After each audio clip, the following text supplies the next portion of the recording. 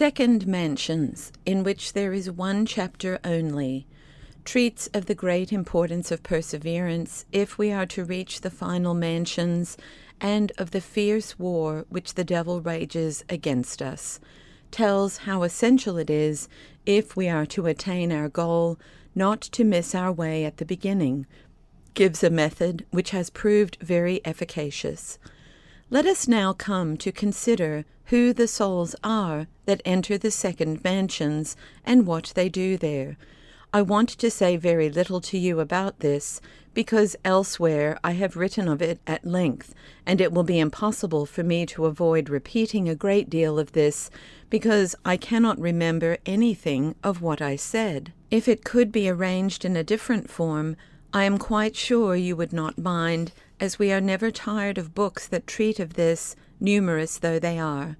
This chapter has to do with those who have already begun to practice prayer, and who realize the importance of not remaining in the first mansions, but who often are not yet resolute enough to leave those mansions, and will not avoid occasions of sin, which is a very perilous condition. But it is a very great mercy that they should contrive to escape from the snakes and other poisonous creatures, if only for short periods, and should realize that it is good to flee from them. In some ways, these souls have a much harder time than those in the first mansions, but they are in less peril, for they seem now to understand their position, and there is great hope that they will get farther into the castle still. I say that they have a harder time because the souls in the first mansions are, as it were, not only dumb, but can hear nothing, and so it is not such a trial to them to be unable to speak. The others, who can hear and not speak, who would find the trial much harder to bear. But that is no reason for envying those who do not hear, for after all, it is a great thing to be able to understand what is said to one. These souls, then, can understand the Lord when he calls them, for, as they gradually get nearer to the place where his majesty dwells, he becomes a very good neighbor to them. And such are his mercy and goodness that, even when we are engaged in our worldly pastimes and businesses and pleasures and hagglings, when we are falling into sins and rising from them again, because these creatures are at once so venomous and so active, and it is so dangerous for us to be among them that it will be a miracle if we escape stumbling over them and falling. In spite of all that, this Lord of ours is so anxious that we should desire him and strive after his companionship that he calls us ceaselessly, time after time, to approach him. And this voice of his is so sweet that the poor soul is consumed with grief at being unable to do his bidding immediately, and thus, as I say, it suffers more than if it could not hear him. I do not mean by this that he speaks to us and calls us in the precise way which I shall describe later. His appeals come through the conversations of good people, or from sermons, or through the reading of good books, and there are many other ways of which you have heard in which God calls us. Or they come through sicknesses and trials, or by means of truths which God teaches us at times when we are engaged in prayer. However feeble such prayers may be, God values them highly. You must not despise this first favor, sisters, nor be disconsolate, even though you have not responded immediately to the Lord's call. For his majesty is quite prepared to wait for many days and even years, especially when he sees we are persevering and have good desires. This is the most necessary thing here. If we have this, we cannot fail to gain greatly. Nevertheless, the assault which the devils now make upon the soul, in all kinds of ways, is terrible, and the soul suffers more than in the preceding mansions, for there it was deaf and dumb, or at least it could hear very little, and so it offered less resistance, like one who to a great extent has lost hope of gaining the victory. Here the understanding is keener, and the faculties are more alert, while the clash of arms and the noise of cannon are so loud that the soul cannot help hearing them. For here the devils once more show the soul these vipers, that is, the things of the world, and they pretend that earthly pleasures are almost eternal. They remind the soul of the esteem in which it is held in the world, of its friends and relatives, of the way in which its health will be endangered by penances, which the soul always wants to do when it first enters this mansion, and of impediments of 1,000 other kinds. O Jesus, what confusion the devils bring about in the poor soul, and how distressed it is, not knowing if it ought to proceed farther, or return to the room where it was before. On the other hand, reason tells the soul how mistaken it is in thinking that all these earthly things are of the slightest value by comparison with what it is seeking. Faith instructs it in what it must do to find satisfaction. Memory shows it how all these things come to an end, and reminds it that those who have derived so much enjoyment from the things which it has seen have died. Sometimes they have died suddenly and been quickly forgotten by all. People whom we once knew to be very prosperous are now beneath the ground, and we trample upon their graves, and often, as we pass them, we reflect that their bodies are seething with worms. Of these and many other things the soul is reminded by memory.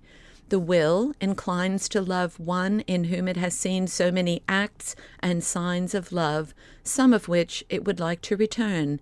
In particular, the will shows the soul how this true lover never leaves it, but goes with it everywhere and gives it life and being. Then the understanding comes forward and makes the soul realize that, for however many years it may live, it can never hope to have a better friend, for the world is full of falsehood, and these pleasures which the devil pictures to it are accompanied by trials and cares and annoyances, and tells it to be certain that outside this castle it will find neither security nor peace.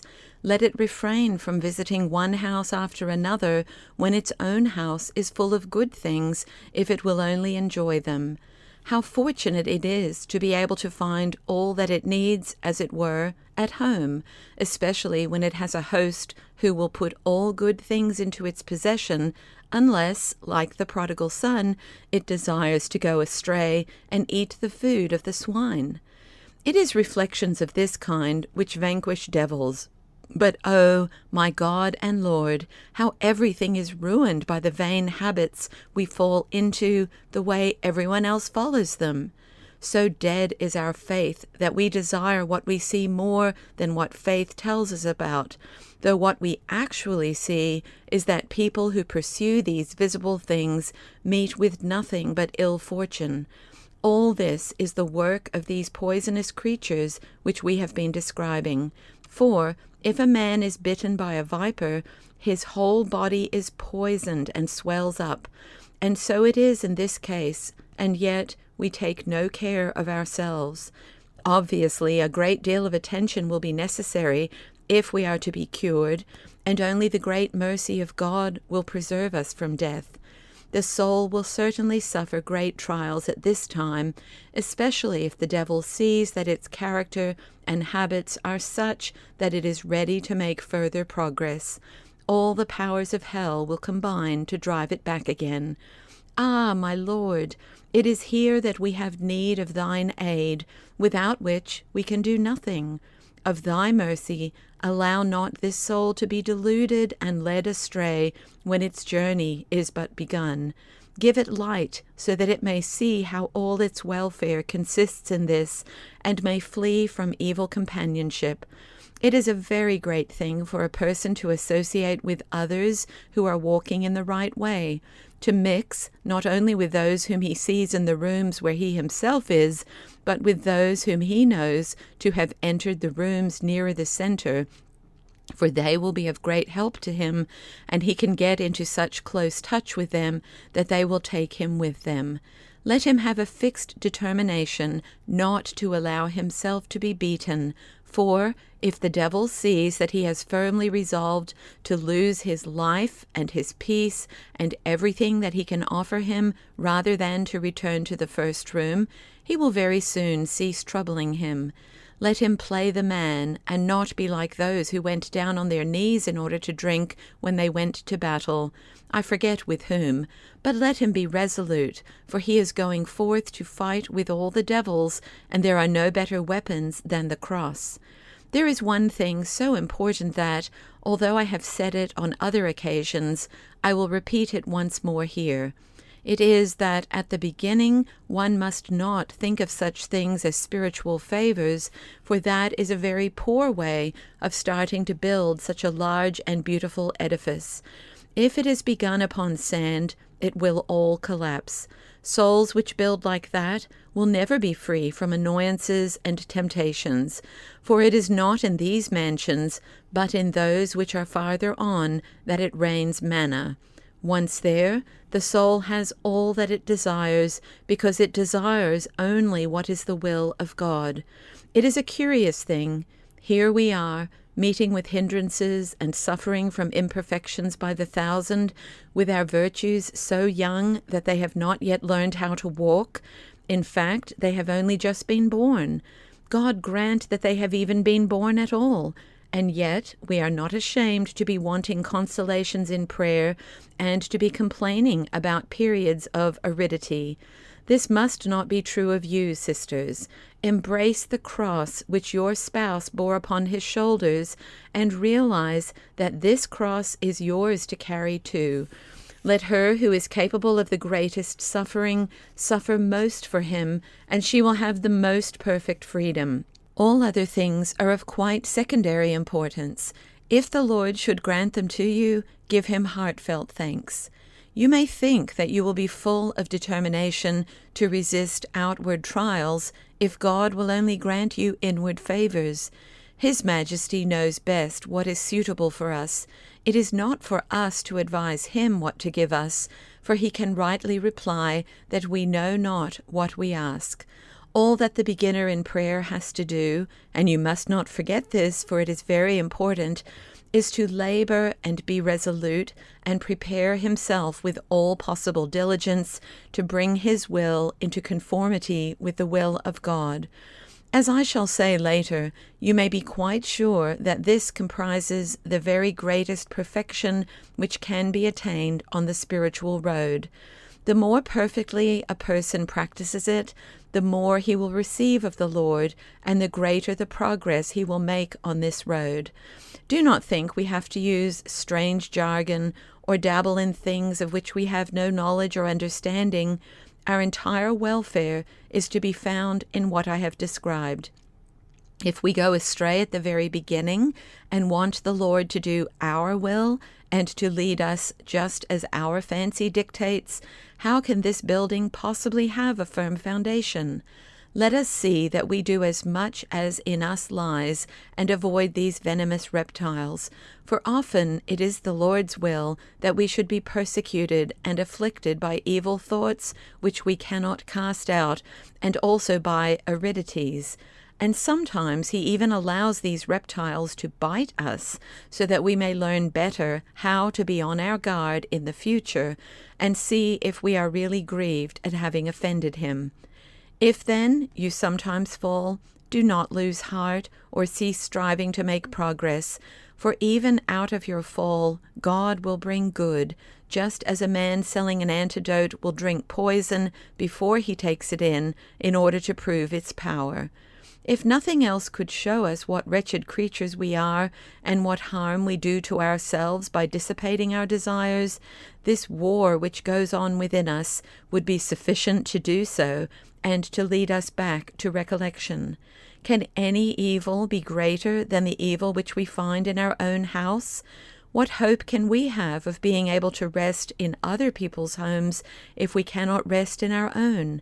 For none of our friends and relatives are as near to us as our faculties, with which we have always to live, whether we like it or not, and yet our faculties seem to be making war upon us, as if they were resentful of the war made upon them by our vices. Peace, Peace, said the Lord, my sisters, and many a time he spoke words of peace to his apostles. Believe me, unless we have peace and strive for peace in our own home, we shall not find it in the homes of others. Let this war now cease. By the blood which Christ shed for us, I beg this of those who have not begun to enter within themselves, and those who have begun to do so must not allow such warfare to turn them back. They must realize that to fall a second time is worse than to fall once. They can see that it will lead them to ruin. Let them place their trust not in themselves, but in the mercy of God, and they will see how His Majesty can lead them on from one group of mansions to another, and set them on safe ground where these beasts cannot harass or hurt them. For He will place the beasts in their power and laugh them to scorn. And then they themselves, even in this life, will enjoy many more good things than they could ever desire.